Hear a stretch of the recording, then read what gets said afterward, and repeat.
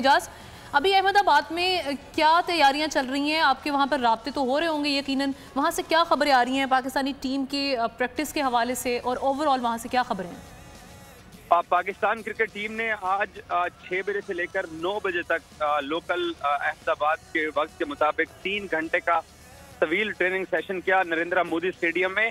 और पाकिस्तानी बॉलर्स ज्यादा मेहनत करते हुए जो अब तक विजुअल्स हमारे सामने आए हैं, जो पाकिस्तानी टीम की मीडिया टीम की तरफ से जो हमारे पास रिपोर्ट्स आई हैं कि बॉलर्स ने सबसे ज्यादा अहमदाबाद की कंडीशन के साथ क्लेमेटाइज होने की कोशिश की है, क्योंकि अफगानिस्तान के खिलाफ इंडिया की बैटिंग सबने देख ली है कि रोहित शर्मा ने सेंचुरी भी स्कोर की।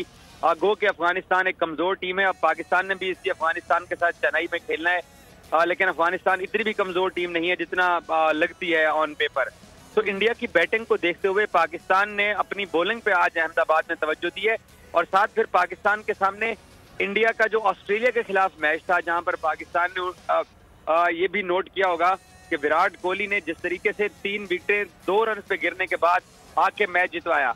और ये भी पाकिस्तानी टीम के माइंड में होगा कि कोलंबो में जब रिजर्व डे के ऊपर 26 ओवर में पाकिस्तान विकेट नहीं गिरा सका था इंडिया की, केएल राहुल ने भी पाकिस्तान के खिलाफ सेंचुरी की और विराट ने भी पाकिस्तान के खिलाफ सेंचुरी की। और इससे पहले 2022 के ऑस्ट्रेलिया के मेलबर्न के एमसीजी के तारीखी मकाम पे भी हारिस रऊफ को 2 छक्के लगा के विराट कोहली ने पाकिस्तान के खिलाफ उस मैच में अपनी टीम को कामयाबी दिलाई थी।